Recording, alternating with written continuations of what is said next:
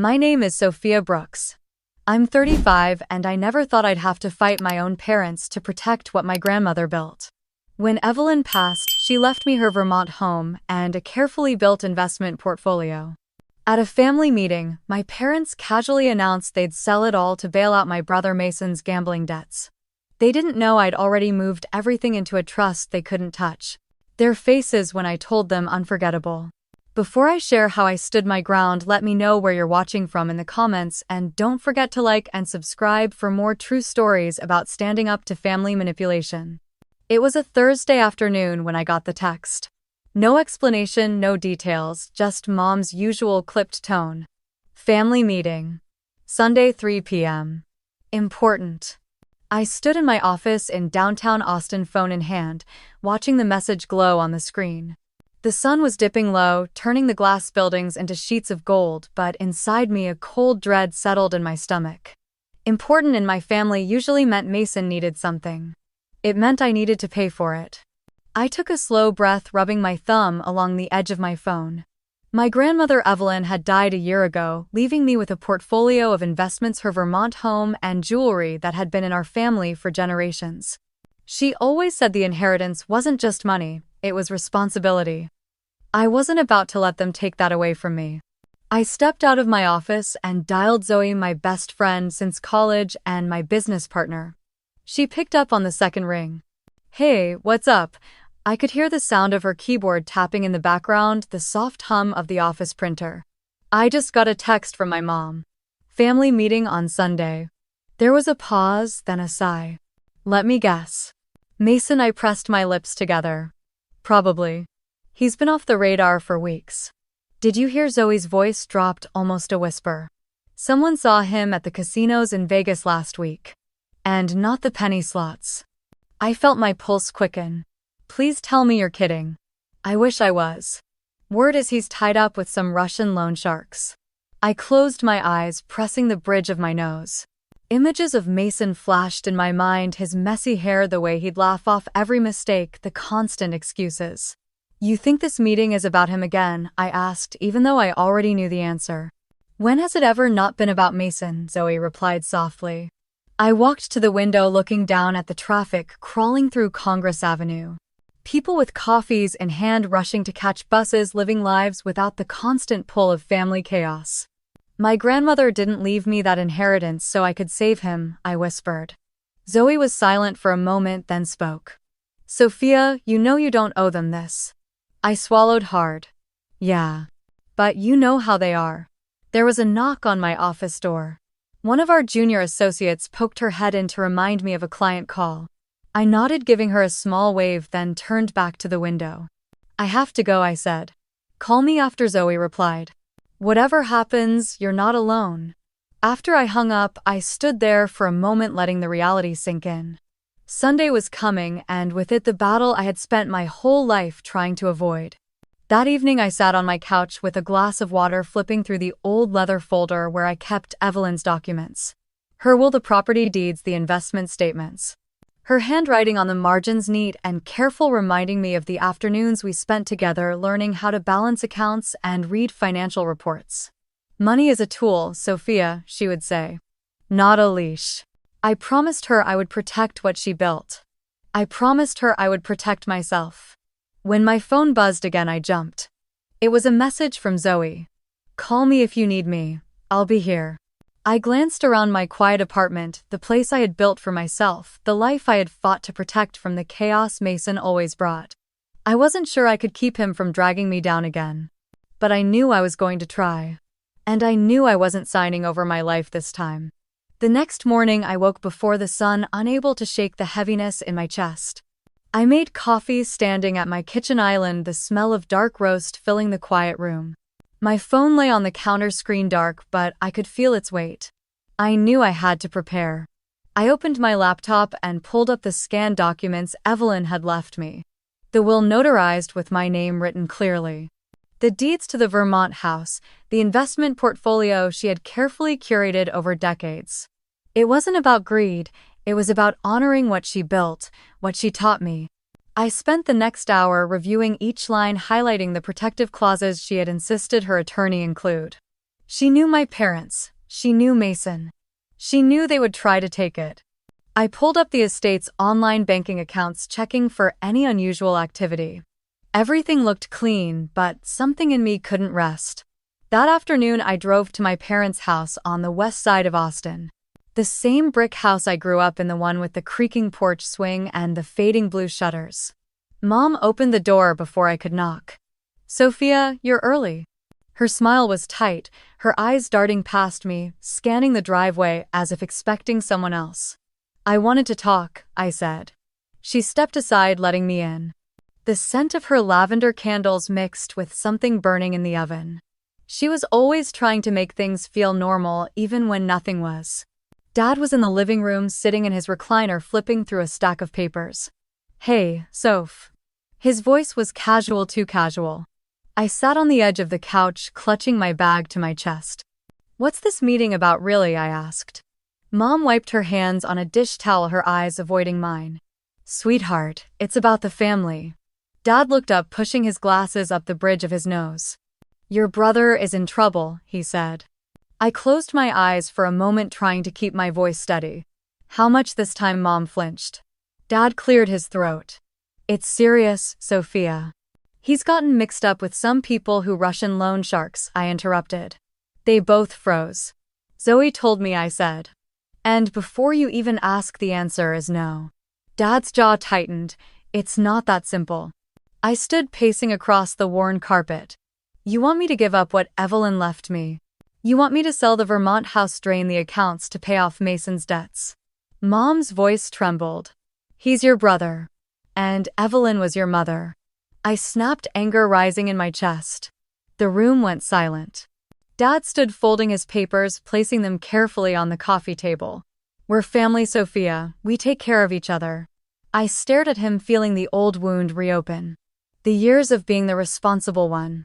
The one who never needed help, the one who always cleaned up Mason's messes while they turned a blind eye. "I won't let you take this from me," I said quietly. Mom reached for my hand, tears in her eyes. "Please, Sophia. Mason's life could be at risk." I pulled my hand back. "I won't let him destroy everything Evelyn worked for." Dad's eyes darkened. "You think she wanted you to hoard it while your brother is in danger?" "I think she wanted me to protect it from exactly this," I replied. The front door opened and Mason walked in. His hair was messy, eyes bloodshot, wearing a wrinkled hoodie. He looked at me, then at Mom and Dad. "Is she giving us the money?" he asked. My heart cracked at the way he said us. "This isn't happening," I said. Mason's jaw tightened, and he stepped closer. "Come on, Sophia, don't be like this. You know what happens if I don't pay." I looked into his eyes, searching for the brother I used to know. "Get help, Mason. That's what you need." His face twisted into anger. "You think you're better than me, don't you?" "No," I whispered. "I just won't let you drag me down with you." Dad stepped between us, his voice low. "If you don't help your brother, Sophia, there will be consequences." I felt the room spin, their faces blurring, the walls closing in. "I need to go," I said, grabbing my bag. Mom called after me, her voice shaking. "Sophia, please." But I didn't look back. I walked out of the house, down the steps, past the porch swing that creaked in the wind. As I reached my car, I pulled out my phone, my fingers shaking. I dialed Zoe. "They're going to try to take everything, Zoe," I said, my voice breaking. On the other end, Zoe's voice was calm. "Then we'll be ready for them." I took a deep breath, gripping the steering wheel. Because I knew tomorrow everything would change. I thought it was just another family meeting, but they planned to make me the sacrifice to save Mason. I parked a block away from my parents' house, the July heat pressing against my skin as I walked up the sidewalk. I didn't want them to see my car in the driveway. I didn't want them to know I was there. Mom had texted earlier that they were running to H-E-B to grab groceries for the meeting tomorrow. I checked the time. I had maybe an hour if I was lucky. My hand shook as I unlocked the front door with the key I still had. The smell of lemon cleaner and old wood greeted me, pulling me back to childhood memories I didn't have time to indulge. I moved quickly down the hall, past the family photos of Mason in his football jersey and me in my graduation cap. Past the reminders of who they thought deserved to be saved. Dad's office was exactly as I remembered. The heavy oak desk. The green banker's lamp. The file cabinet he thought no one knew how to open. I did. I dropped to my knees, pulling a thin piece of plastic from my pocket. A trick Evelyn had taught me when I was 16, helping her organize family papers. The lock clicked open. I flipped through the files looking for anything with my name or Mason's. That's when I found it. Family Asset Restructuring Plan. My stomach dropped as I opened the folder. There it was in black and white. Draft documents for a new family trust, naming Mom and Dad as trustees. Mason listed as beneficiary, needing urgent help. The words blurred as I read them again, forcing myself to keep breathing. Another stack of papers detailed the recommended asset liquidation plan. Selling the Vermont house, liquidating Evelyn's carefully managed investment account, selling her jewelry collection. The total circled at the bottom. Sue by Centurling. The exact number Zoe had warned me about, tied to Mason's gambling debts with Russian loan sharks. I pressed my hand to my mouth, fighting back the taste of bile. They were going to gut everything Evelyn had left me to pay for Mason's mistakes. And they hadn't even planned to ask. They were planning to tell. A rustle in the hallway made me freeze. I listened, breath held, but the house stayed quiet. I forced myself to keep going. I found emails printed and stapled together. My father had been emailing a lawyer named Robert Klein, someone I had never heard of, asking how they could legally compel me to sign over my inheritance for family needs. Robert's reply was highlighted. Your best argument will be family unity and urgency. Use emotional leverage. I snapped a photo of the email with my phone, then the trust drafts, the liquidation plans, every single page. My hands were shaking so hard I almost dropped my phone, but I kept going. Evelyn's face flashed in my mind. Her sharp blue eyes, her steady voice telling me, money is power, Sophia, but only if you protect it. I closed the file, slid it back into place, and locked the cabinet. I stood swallowing hard, listening for any sound. Still nothing. Just the steady hum of the AC, the quiet tick of the wall clock. I walked out of Dad's office, down the hall, past Mason's photos, past the smiling family portraits that now felt like a lie. I stepped out the front door, locking it behind me, the Texas sun blinding as I walked back to my car. I sat in the driver's seat, my breath coming in sharp, shallow pulls. I opened my phone, pulled up Diana Roberts' contact, and typed, I need to set up an irrevocable trust. Now. I hit send, watching the message disappear, feeling the weight of what I was about to start. Diana called me back before I even pulled out of the neighborhood. Sophia, are you safe? Her voice was calm but clipped, the voice of someone who handled emergencies for breakfast. Yes, but I found the documents. They're planning to liquidate everything. A pause. Do you have proof? I took photos of everything. Emails, draft trust documents, plans to sell the Vermont house. Good. We need to move fast. I drove back to my condo in Austin, my eyes checking the rearview mirror every few blocks. I didn't know why, but I felt like Mason might be watching, or worse, someone he owed money to. When I got home, I kicked off my heels, grabbed a glass of water, and paced while I waited for Diana's video call. The sunset washed the living room in gold, but I barely saw it. My phone buzzed. Hi, Sophia. Diana said, her dark hair pulled into a tight bun, glasses perched on her nose. First, I'm glad you're safe. Second, we need to get your assets into an irrevocable trust immediately. Can we do that without the final probate? I asked, my voice shaking. Your grandmother's estate is in final stages, right? Yes, Calvin said the distributions will be released in weeks. Perfect. We can structure the trust to receive the assets upon distribution, and you can assign your current ownership rights into the trust now. It will protect everything. I nodded, trying to breathe. Do you want me to handle all communications with Calvin? She asked. Yes, please. I can't trust my parents not to pressure him. Diana looked me straight in the eye. This will get messy, Sophia. Your parents will be furious. They're already planning to steal everything, I said, my voice low. Then let's protect what's yours. We ended the call and I forwarded her the photos, my hands steady now with purpose. The photos of the documents, the highlighted emails, Mason's name in bold under beneficiary, needing urgent help. I opened a bottle of ginger ale, taking a long sip, remembering how Evelyn would sip the same drink while balancing her checkbook, teaching me about compound interest when I was 12. A ping sounded. Diana had sent over the first draft of the trust paperwork. My phone buzzed again. This time it was Zoe. "You okay?" she asked without preamble. "No, but I'm handling it." "What did you find?" "They're planning to sell the Vermont house, liquidate everything to pay off Mason's gambling debts." "Holy hell, Sophia. I'm setting up an irrevocable trust." Evelyn didn't fight for this family's future, so Mason could blow it all in Vegas. Zoe was quiet for a moment, then said, "You're doing the right thing." "Do you want me there when you tell them?" "I don't know how I'm going to tell them yet." "You'll figure it out," she said. "Call me if you need backup."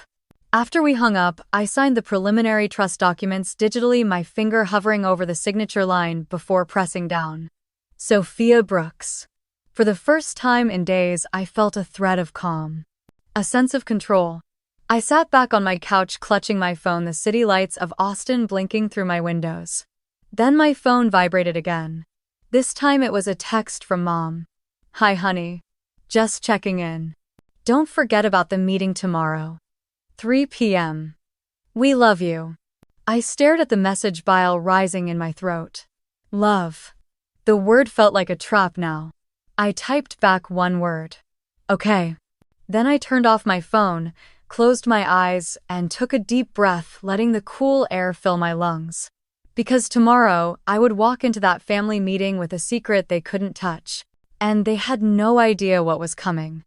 They thought they could corner me into signing everything away, but I had a plan they couldn't break. Diana met me at her downtown office before sunrise, coffee steaming between us, as she spread documents across the marble table. "You'll be the grantor and the sole beneficiary," she said, tapping each page. "No one else can legally access or control these assets." I stared at the papers, Evelyn's voice echoing in my head. "Family legacy isn't just money, it's responsibility." "What happens if they try to contest this?" I asked. Diana's eyes didn't waver. "They can file claims, but they will lose. It will cost them time and money, but the trust will hold." She paused, lowering her voice. "But Sophia, they will threaten you. They may try to shame you publicly, say you're betraying your family, manipulate every weakness they know you have." I swallowed, my hands flat on the table. "I'm ready." "Good," Diana said, sliding a pen toward me. "Then let's protect what's yours." Signing the documents felt like drawing a line between who I used to be and who I needed to become. Each signature was a promise to Evelyn and to myself that I would not fold. As we wrapped up, Diana said, "You need to keep this quiet until the last piece is moved. If they know too early, they can sabotage your plan." I nodded, feeling the weight settle on my shoulders. I left Diana's office and drove straight to Calvin's historic building, the attorney who had managed Evelyn's estate for decades. His office smelled like leather and dust, comforting in a strange way. "Calvin, I need to finalize probate immediately," I said, before I even sat down. He lifted an eyebrow. "This is sudden, Sophia. My parents are planning to liquidate everything. I need the distributions released as soon as legally possible." Calvin folded his hands, thinking. "Evelyn would have approved of you taking charge," he finally said. "I will expedite what I can, but it will require your active coordination. Whatever it takes." The next 48 hours blurred into a race. I coordinated with Calvin to push paperwork through the county clerk's office. I called the bank requesting new accounts under the trust's name for the investment portfolio. They tried to ask questions, but I kept my answers clipped and legal. At the same time, I prepared the transfer documents for the Vermont property. The historic house where I had spent childhood summers under Evelyn's watchful gaze, where I learned to balance a checkbook at 13 and plant vegetables in the garden. I called Zoe while I waited in the parking lot outside the title company. "Please tell me you're okay," she said. "I'm moving the investments into the trust today," I said, watching the Austin skyline blur through the windshield. "Just be careful," Sophia, Zoe warned. "If your parents get wind of this, they will try to stop you." "I know.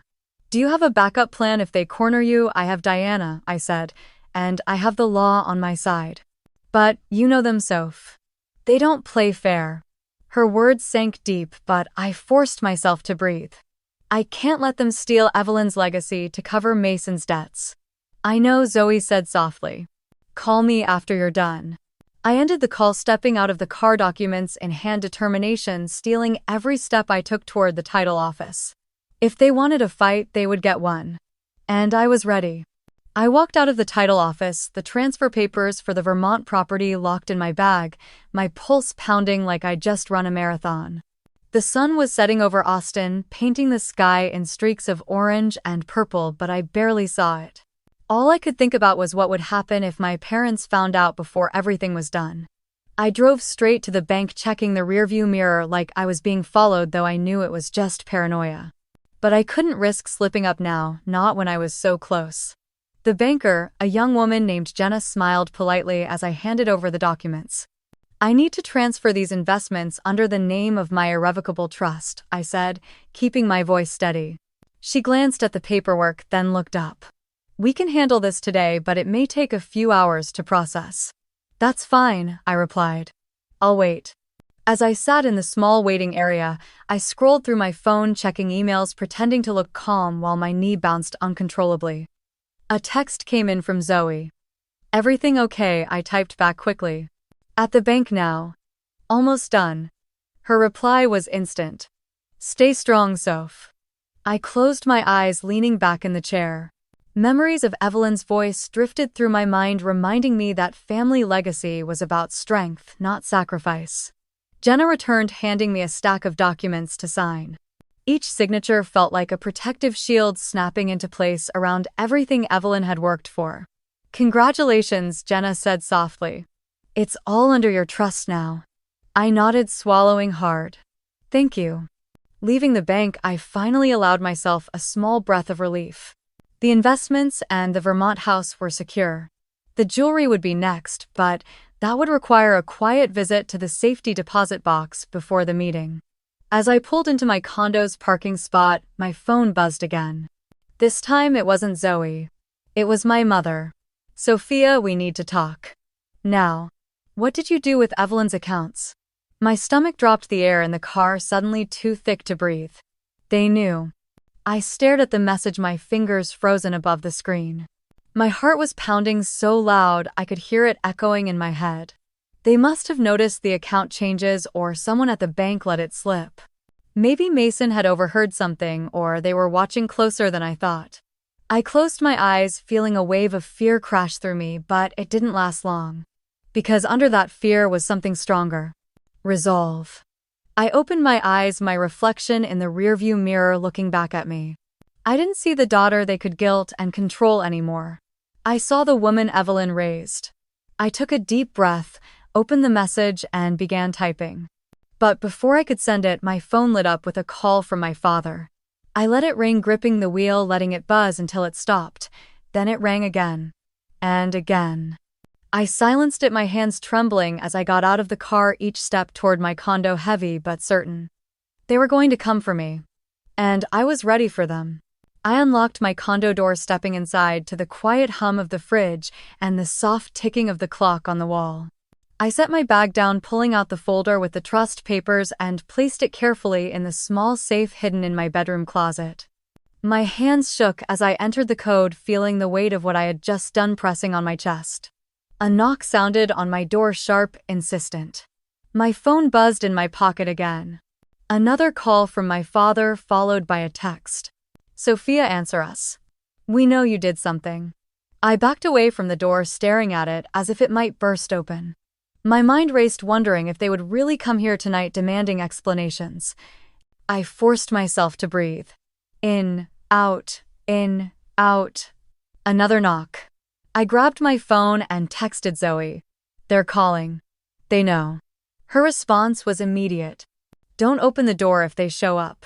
Call me if you need backup." I swallowed, typing back. "Thanks." The knocking stopped, but my phone rang again. This time I answered, pressing it to my ear but saying nothing. "Sophia, it's your father." His voice came calm but with an edge that made my spine stiffen. "We need to talk about what you're doing." I stayed silent, letting him fill the space. "Your mother is worried, sick," he continued. "We heard from the bank that there have been changes to Evelyn's accounts. You're moving things without discussing it with us." My jaw tightened. "I'm fulfilling what Grandma Evelyn wanted," I said, finally, my voice clear. There was a pause and then a low laugh that sent chills down my arms. Sophia, you don't understand the situation. We're family. Family decisions are made together. Like selling off everything she worked for to cover Mason's debts. I shot back, heat rising in my chest. That's not your concern, he snapped before catching himself. You don't know the full story. I know enough, I replied, moving to stand by the window looking out at the lights of Austin, the city that had become my shield. He sighed heavily. Sophia, you're making this harder than it needs to be. You're isolating yourself. I clenched my jaw. I'm protecting what Grandma left me to protect. You're being selfish, he said, his voice rising. Your brother is in danger, and you're hoarding family resources out of spite. I closed my eyes, letting the words hit but refusing to let them sink in. I'm not discussing this over the phone, I said, and hung up. My hands were shaking as I set the phone down. I felt the tears prick my eyes, but I blinked them back, refusing to let them fall. This was the price of standing firm. My phone buzzed again, this time with a text from Mason. Hey Soph, can we talk? It's not what you think. I stared at it, anger and sadness battling inside me. The brother who had drained our parents, who had ignored Evelyn's teachings, who had gambled away his future and now wanted mine too. I typed back, not now. I dropped the phone on the couch and walked to the kitchen, grabbing a glass of water, forcing myself to drink. Each swallow felt like it was clearing the fog of guilt and fear from my mind. My phone rang again, and for a moment I considered throwing it across the room, but I picked it up instead. It was Zoe. Are you okay? She asked, her voice steady, grounding me. I don't know, I whispered, sliding down to sit on the kitchen floor, my back against the cabinets. They know. They're angry. They'll be angrier when they find out it's done and they can't touch it, she said. I let out a small, bitter laugh. That's what I'm afraid of. You're doing the right thing, she said firmly. Evelyn trusted you for a reason. Don't let them bully you into doubting that. I know, I said, wiping at my eyes with the back of my hand. But it's hard. I'll come over, she said. You shouldn't be alone. No, I said quickly. They might show up. I don't want you in the middle. She sighed. Call me if they do. I will, I promised. After we hung up, I stood and walked to the safe, placing my hand on it as if I could draw strength from the cold metal. I whispered softly, I've got this, Grandma. My phone buzzed again, another message from my mother. Sophia, we are coming over. We need to talk tonight. I stood there, the glow of the screen lighting up my shaking hands. They were coming. I took a deep breath and set the phone down. Let them come. The day I walked into that family meeting carrying a folder instead of a soft heart, everything changed forever. I pulled into the driveway of my parents' old craftsman home on the edge of Austin, the oak trees heavy with morning mist. My fingers drummed on the steering wheel, my pulse matching the rhythm. I could see Mason's beat-up Ford parked crooked near the curb, its window cracked as if it couldn't roll up fully anymore. I grabbed my leather bag from the passenger seat, feeling the weight of the documents inside. The irrevocable trust paperwork was neatly clipped, the ink dry and final. I paused, looking at my reflection in the rearview mirror. My brown eyes looked tired, but there was steel there too, Evelyn's steel. I stepped out, boots crunching on the gravel, and walked up the brick path I had walked 1,000 times before. But today, I wasn't coming home. I was coming to end the cycle. The door opened before I could knock. My mother stood there in her pale blue sweater, her hair pinned perfectly, but her eyes were puffy. She tried to smile, but it fell quickly. Sophia, we're glad you're here, she said, softly stepping aside. I walked in, the familiar scent of cinnamon and coffee hitting me, but it didn't comfort me. It felt like a trap. In the living room, Mason was slouched on the couch, his elbows on his knees, twisting a baseball cap in his hands. His dark hair was unwashed, and he wouldn't meet my eyes. Dad stood near the fireplace wearing his gray suit, even though it was Sunday, his hands clasped behind his back like he was preparing to deliver a verdict. Sit down, Sophia, Dad said, his voice calm but tight. I chose the armchair near the window, my bag on my lap, my hands steady on the leather. There was silence, heavy, before Dad cleared his throat. Family has always been the most important thing in this house, he began, looking down at the rug, then at me. And sometimes family needs to make sacrifices for each other. Mom sat down next to Mason, placing a trembling hand on his back. He flinched but didn't pull away. Mason is in trouble, Sophia, Dad continued. You know that. I didn't answer. I just looked at him, letting the silence speak for me.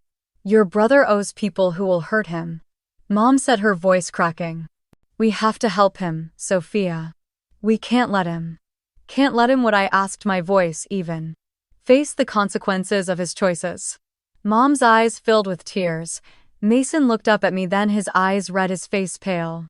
Soph, I know I messed up, he said, his voice shaking. I didn't mean for it to get this bad. I was going to pay it back, but these guys, they're not the kind of people you can ignore. I felt a pang, but I held it back. I had spent my whole life feeling pangs for Mason, covering for him, helping him. We've spoken to an attorney, Dad said, pulling a folder from the coffee table and holding it out toward me. This is a plan to put everything into a family trust. Your mother and I will manage it. We'll sell what needs to be sold, settle Mason's debts, and then rebuild together. Mom sniffled, reaching for a tissue. It's what your grandmother would have wanted, Dad added. I almost laughed, but I didn't. Evelyn would have wanted me to stand exactly where I was now. I didn't take the folder. I kept my hands on my bag, my knuckles white. Dad's eyes narrowed slightly. Sophia, you need to sign this. Today. Mason looked at me, tears in his eyes. Please, Soph. They said they'd come after me. I don't want to die.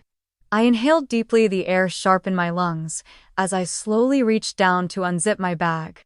I pulled out the folder, letting the leather slide against my palms. The room was so quiet I could hear the ticking of the old clock above the fireplace, each second loud, heavy. Dad's eyes flickered to the folder, then back to my face. His jaw tightened. What's that? He asked. I opened the folder slowly, pulling out the top document. The seal from Diana's office was visible, the notary's stamp fresh and clear. I held it up, letting the silence stretch as they realized this wasn't the paperwork they were expecting me to sign. This, I said, my voice calm, is the confirmation that all of Grandma Evelyn's assets have been transferred into an irrevocable trust. Mom's mouth fell open, her tissue dropping to the carpet. Mason blinked like he didn't understand the words, his face pale, lips parting as if to speak, but no sound came. Dad's face turned red, a vein pulsing near his temple. He stepped forward, his hand outstretched. Sophia, give me that paper. I pulled it back, sliding it carefully into the folder. Number. Do you have any idea what you've done? Dad's voice was low, controlled, the way it always was before he lost his temper. Yes, I said, meeting his glare.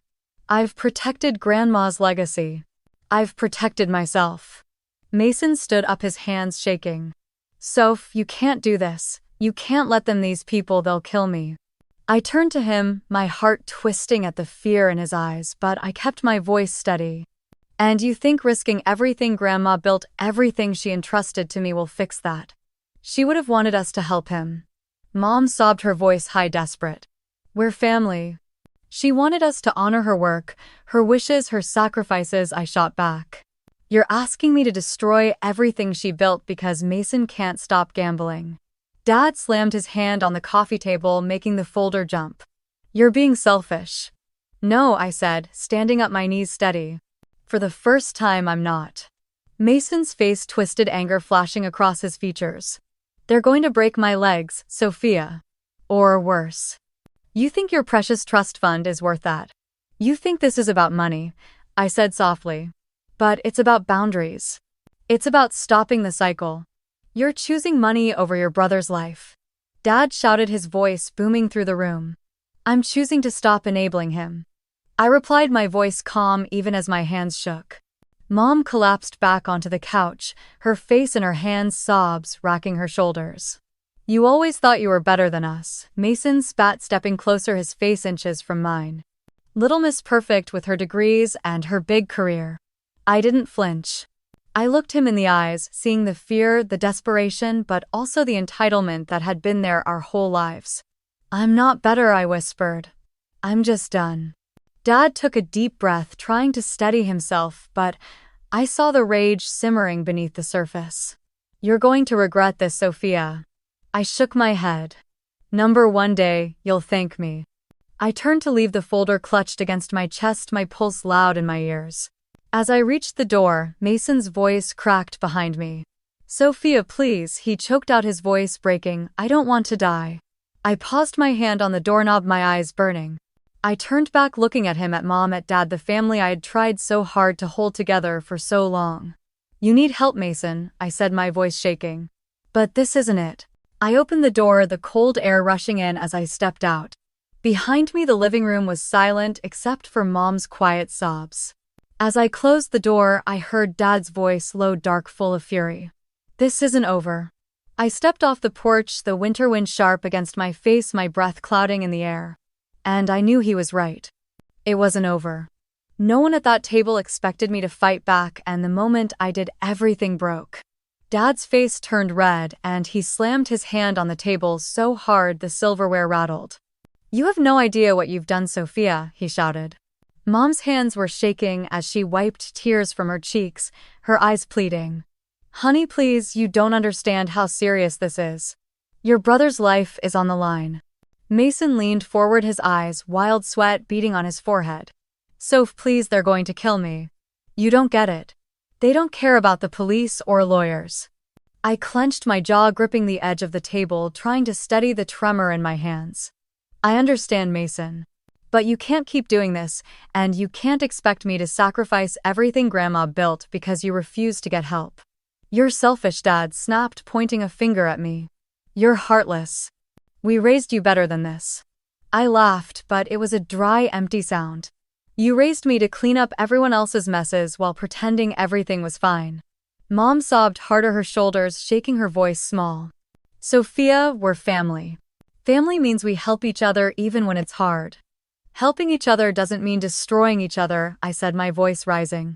It doesn't mean sacrificing my future, my security, and everything Grandma worked for to cover Mason's debts. Mason's chair scraped loudly as he stood pacing behind Mom, running his hands through his hair. They're going to kill me, Soph. Do you want that on your conscience? My eyes burned, but I held my ground. I want you to get help. I want you to stop gambling and hiding behind excuses. Mason spun toward me, tears in his eyes, rage in his voice. You don't get it. You think you're so perfect with your fancy job and your lectures about responsibility. I'm not perfect, I said, my voice dropping. But I'm done letting you drag me down with you. Dad stepped closer, his voice low and threatening. We can take you to court. We can sue you for your share. For the emotional damage you've caused. I looked at him, exhaustion and sadness washing over me. Go ahead. Sue me. But you'll lose. Grandma's attorney, the probate court, the trust laws, they're all on my side. You think the law will protect you from your family, Dad hissed. I think the law will protect me from being manipulated by my family, I shot back.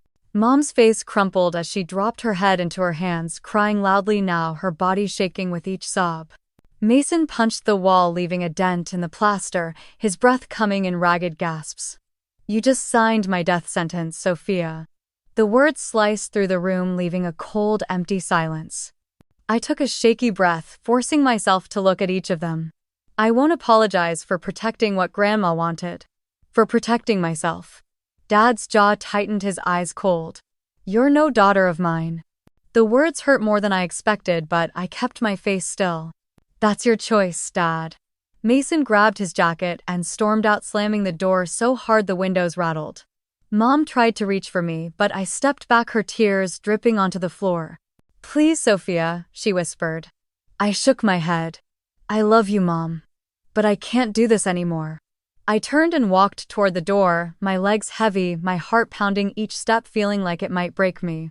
As I stepped outside, the cold air hit my face, and I closed my eyes, breathing deeply, trying to steady the shaking in my chest. Behind me, the house was filled with the sound of my mother's sobs and my father's anger. But for the first time, I felt free. The drive back to my apartment felt like a blur, the cold wind cutting through my coat as I walked up the steps. I shut the door behind me, leaning against it, letting the silence swallow me. My phone was buzzing, nonstop calls from Mom, from Dad, even from an unknown number I knew had to be Mason. I tossed it on the couch and walked into the kitchen, hands trembling as I filled a glass with water.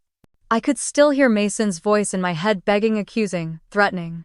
You just signed my death sentence, Sophia. The words echoed in the quiet of my apartment, mixing with the sound of my heartbeat thudding in my ears. I sat down at the kitchen table staring at the glass, watching the water ripple as my hand shook. My phone buzzed again and I grabbed it without thinking, ready to shut it off. It was a text from Mason. "You just killed me. They will come for me now." I dropped the phone, the screen going dark as it hit the table. My breath caught, and for a moment I felt the fear claw at my throat. I picked it up, rereading his message, my thumb hovering over the call button, but I didn't call him. Instead, I texted back. "Get help, Mason. This ends now." 3 dots appeared, then disappeared.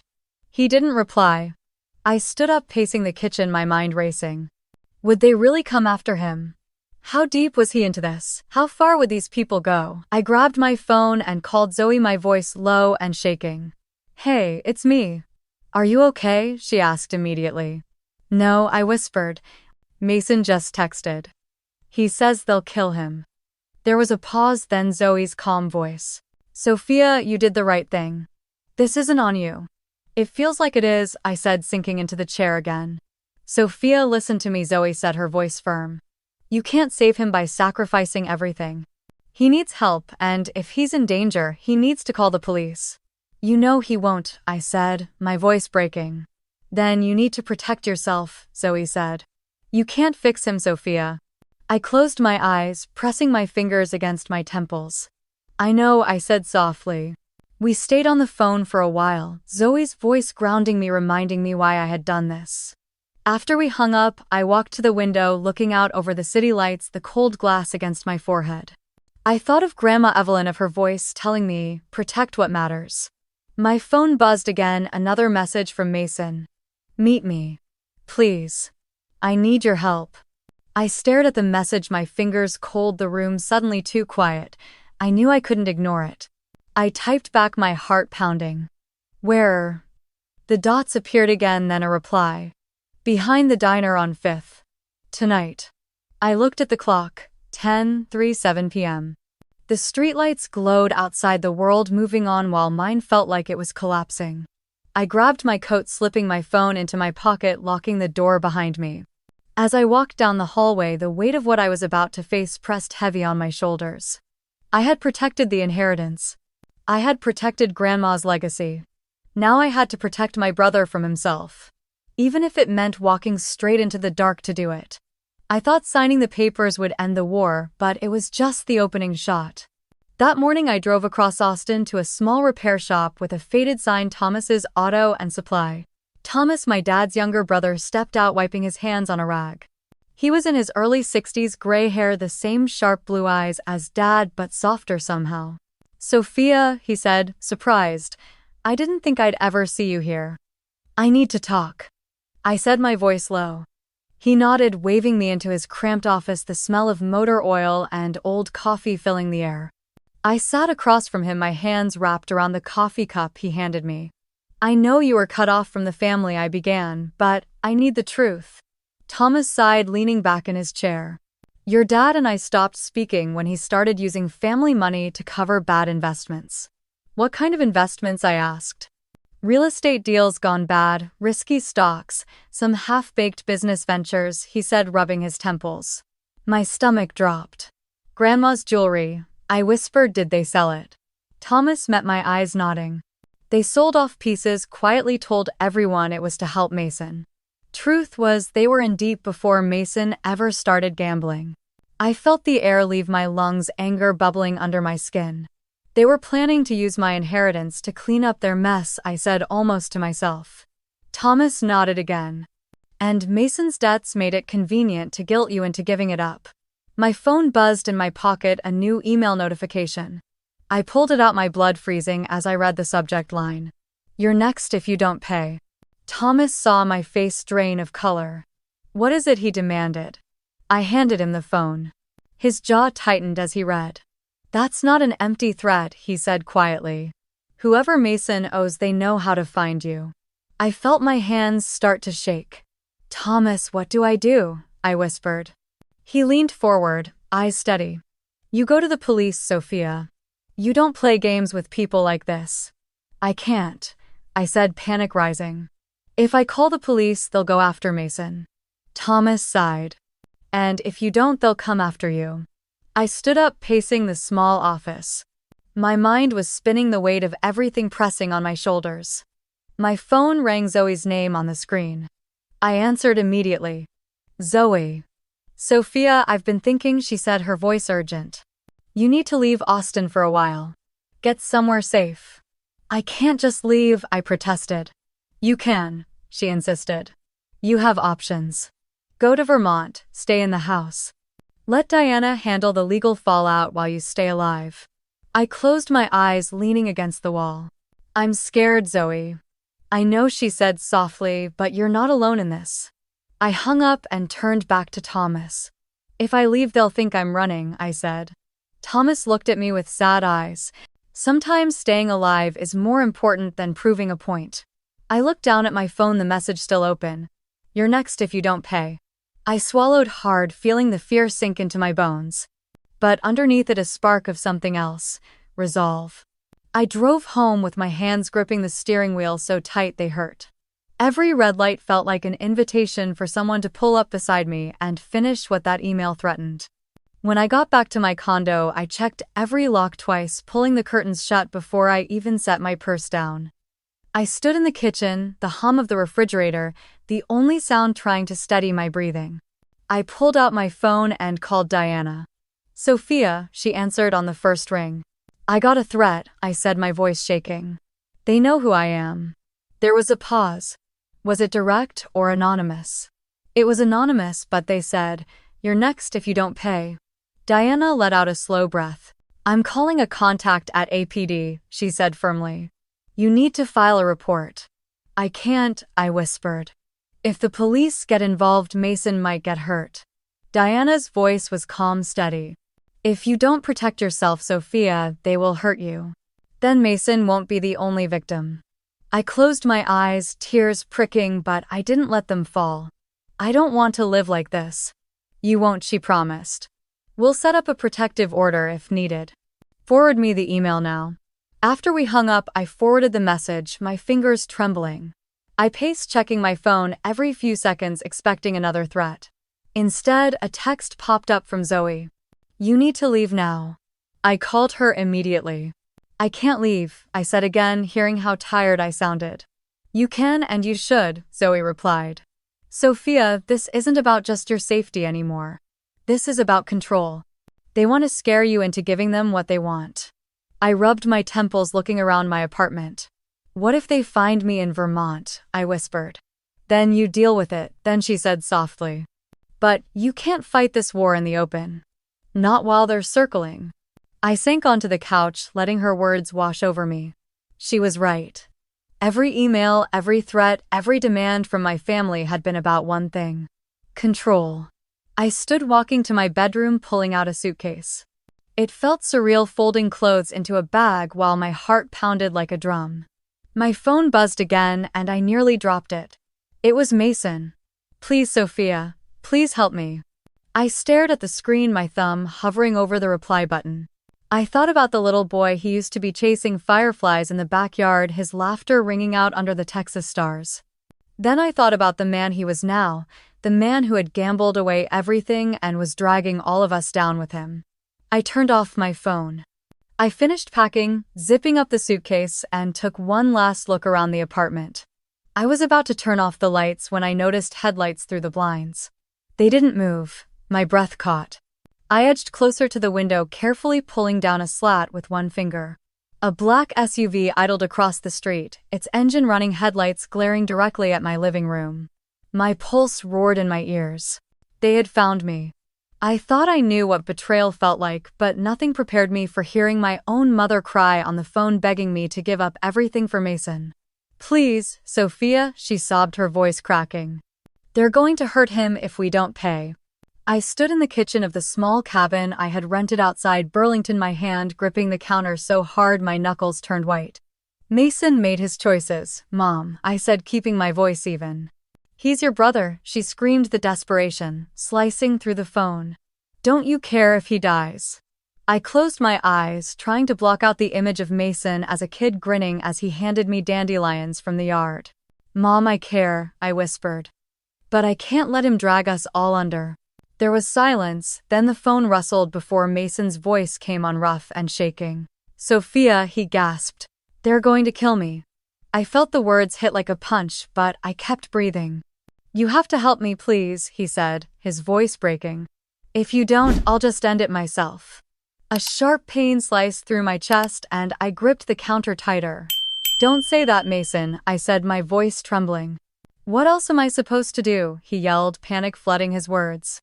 "I'm dead either way, Sophia." "Stop," I said, forcing my voice to steady. "You can get help, you can go to treatment." He laughed a bitter, broken sound. "With what money?" he snapped. "They want everything. They said they'll come for you next." I opened my eyes, staring at the sunlight filtering through the window, the leaves rustling in the breeze like nothing was wrong in the world. "Mason," I said softly, "you need to get clean. That's the only way this ends." "You think I can just walk into rehab and they'll leave me alone?" he shouted. "You think you're safe up there in Vermont?" Tears burned, but I refused to let them fall. "I'm not using Grandma's money for this," I said. "But I will help you get into treatment." He was silent, and for a moment I thought the call had dropped. Then he whispered, "You're going to let me die." "No," I said, my voice shaking. "I'm going to help you live." He hung up the silence in the cabin, pressing down so hard I could barely breathe. I stood there for a long time, the phone still in my hand, before I called Diana. "We need to meet," I said. "All of us." When Diana asked.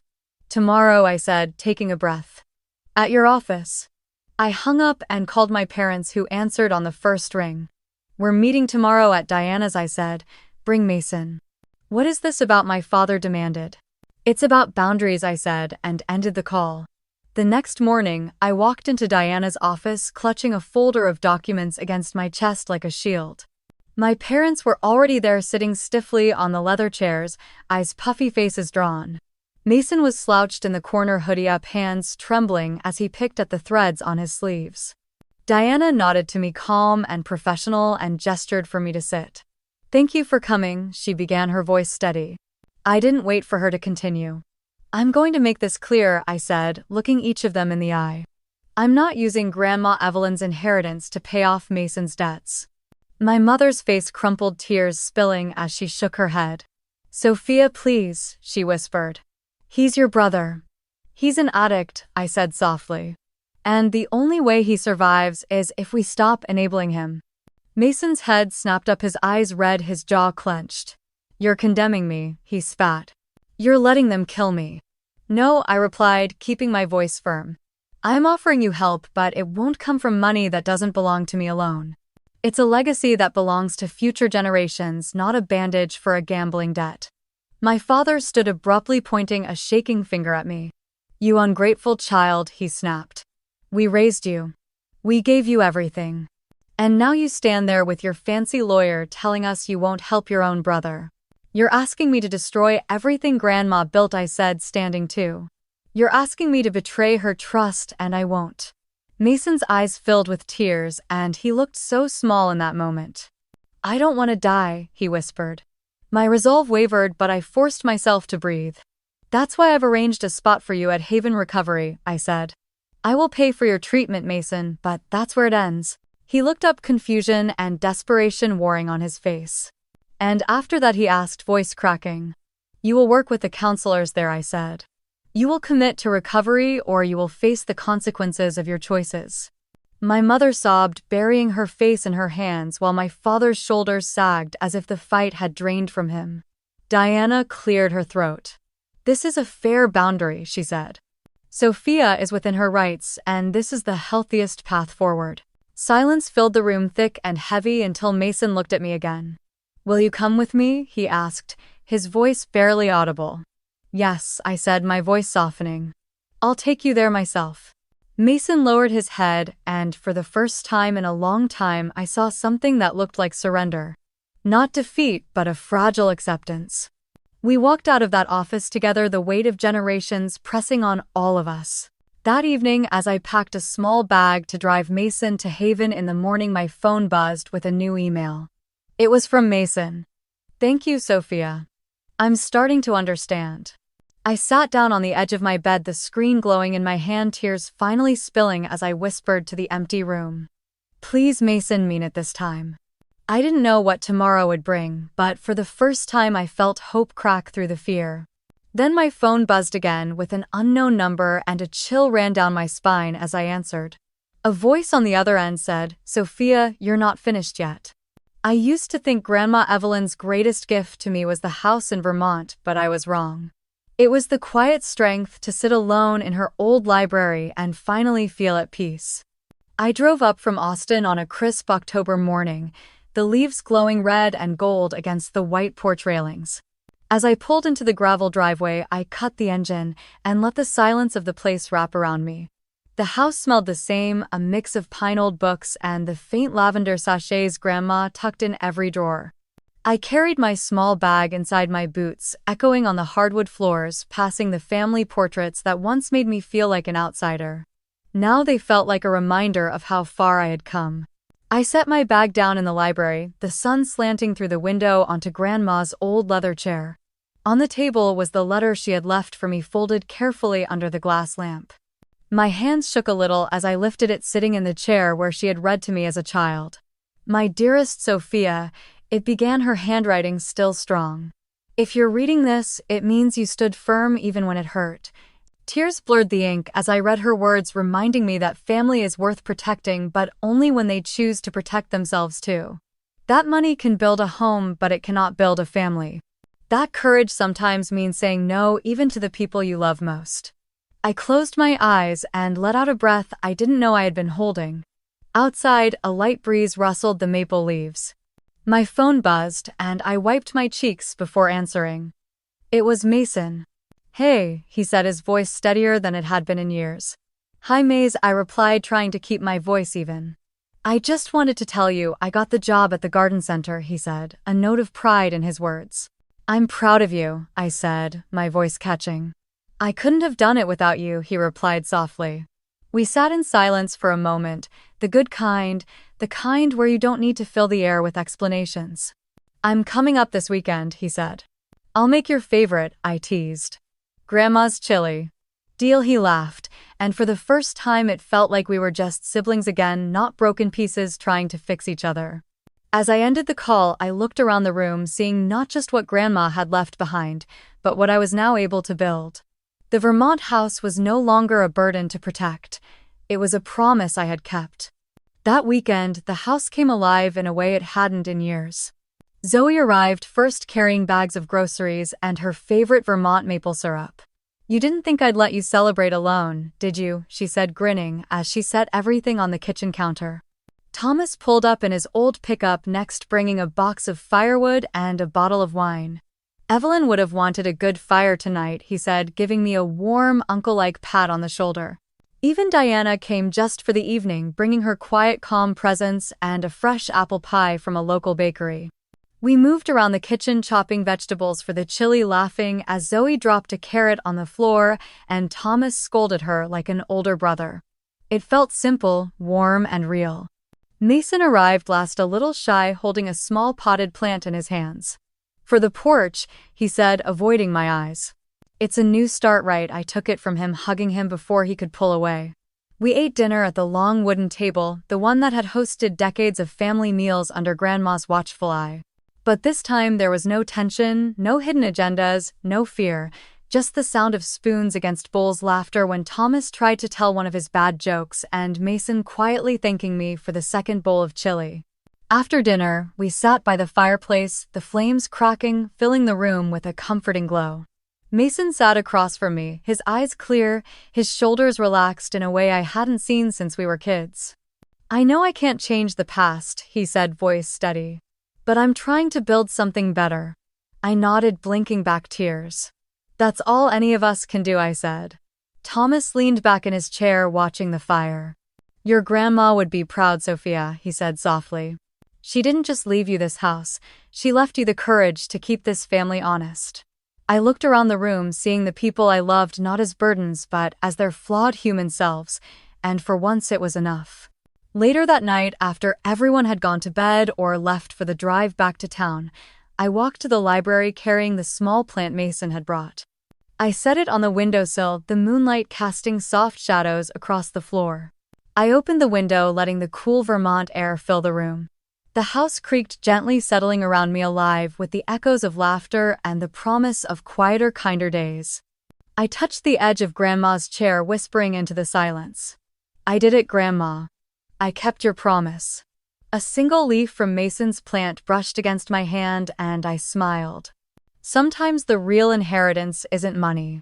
It's the strength to protect what matters, to set boundaries, and to let go of the fear that you owe everyone everything. It's the freedom to build a life on your own terms. As I looked out at the dark Vermont hills, I felt a peace I hadn't felt in years. If you've ever had to stand up to your family to protect what's right, I'd love to hear your story. What would you have done if you were me? Have you ever been in a situation like this? Share in the comments. And if you want to hear more stories about family courage and standing your ground, don't forget to like and subscribe for more.